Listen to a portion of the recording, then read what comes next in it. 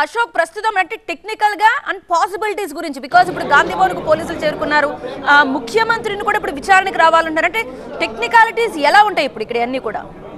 దేవి ముఖ్యమంత్రి విచారణకు రావాలా వద్దన్న దానిపైన మాత్రం ఇంకా క్లారిటీ లేదు కానీ సోషల్ మీడియా ఇన్ఛార్జ్గా ఉన్నటువంటి గాంధీ భవన్లో మన్నె సతీష్ పేరు మీద మాత్రం నోటీసులు వచ్చినట్టుగా తెలుస్తుంది దాన్ని ఇవ్వడానికి కోసం ఆల్రెడీ ఒకసారి ఢిల్లీ పోలీసులు మధ్యాహ్నం ఇక్కడికి రావడం జరిగింది దాని తర్వాత మళ్ళీ ఇప్పుడు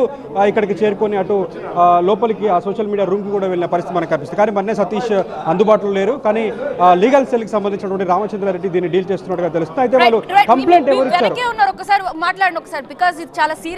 కంప్లైంట్ సంబంధించిన పైన వాళ్ళు క్వశ్చన్ చేస్తున్న పరిస్థితి మనకు కనిపిస్తుంది వర్కింగ్ ప్రెసిడెంట్ జగ్గారెడ్డి ఉన్నారు ఆయనతో మాట్లాడదాం సార్ చెప్పండి అసలు ఏంటి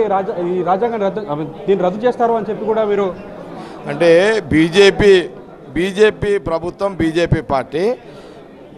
ముస్లింల రిజర్వేషన్ ఎత్తేస్తామని మొదటి నుంచి చెప్తున్నది ఎస్సీ ఎస్టీ బీసీల రిజర్వేషన్ సంబంధించి కూడా సార్ కంప్లైంట్ कौन दिया सर कंप्लेंट कौन दिया सर कंप्लेंट कौन दिया sir please I am coming back okay okay Delhi పోలీసులు చూస్తున్నాం మనం ఇక్కడ నుంచి బయటికి వెళ్ళిపోతున్న పరిస్థితి ఉంది ఆయన అక్కడి నుంచి మూవ్ అయిన సిచ్యువేషన్స్ మనం చూస్తూ ఉన్నాం జగ్గారెడ్డి ఇప్పుడే దానికి సంబంధించినటువంటి ప్రెస్ మీటింగ్ కూడా మొదలు పెడుతున్న పరిస్థితి ఒక్క నిమిషం జగ్గారెడ్డి వర్కింగ్ ప్రెసిడెంట్ ఉన్నారు ఆయనతో మాట్లాడదాం చెప్పండి అడ్డమాట జరగాల లోపల రాయ్యా సరే నోటీసు రేవంత్కి వెళ్ళదు కానీ సోషల్ మీడియాకు నోటీస్ ఇచ్చినట్టుగా మా అడ్వకేట్స్ కూడా చూస్తున్నారు లీగల్ సెల్ అడ్వకేట్స్ చూస్తున్నారు సరే ఏదున్నా లీగల్గా అంటే ఒక విచిత్రం ఏంటంటే కంప్లైంట్ ఎవరు ఇచ్చారో తెలియదు సరే గతంలో మైనార్టీలకు సంబంధించిన రిజర్వేషన్ ఎత్తేస్తా అని మేనిఫెస్టో పెట్టారు వాళ్ళు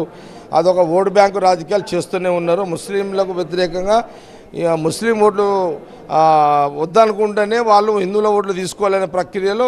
ఒక లైన్ తీసుకొని వాళ్ళు పనిచేస్తున్నారు రాజకీయంగా ఎస్సీ ఎస్టీ బీసీలది కూడా గతంలో బీజేపీ సోషల్ మీడియాలో కూడా 2-3 ఇయర్స్ బ్యాక్ కూడా అంబేద్కర్ గారు రాజ్యాంగాలు డెవలప్ అయినాక ఉండాల్సిన అవసరం లేదు అని అన్న సందర్భాలు గతంలో బీజేపీ నాయకులు అన్నీ కూడా ఉన్నాయి ఇప్పుడు ఈరోజు అకస్మాత్తుగా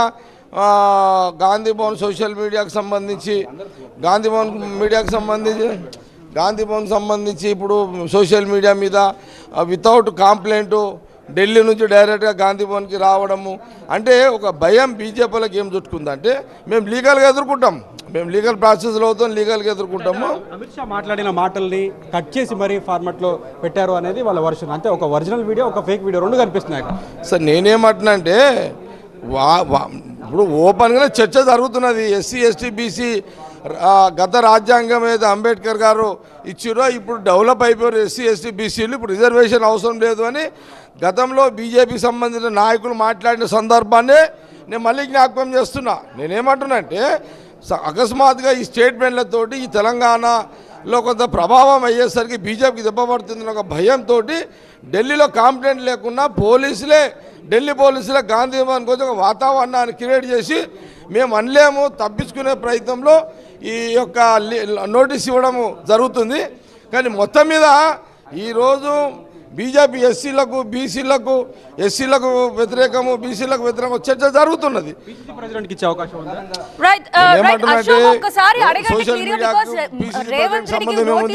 ముఖ్యమంత్రి గారికి సంబంధం ఏముంది ఏది ఏమైనా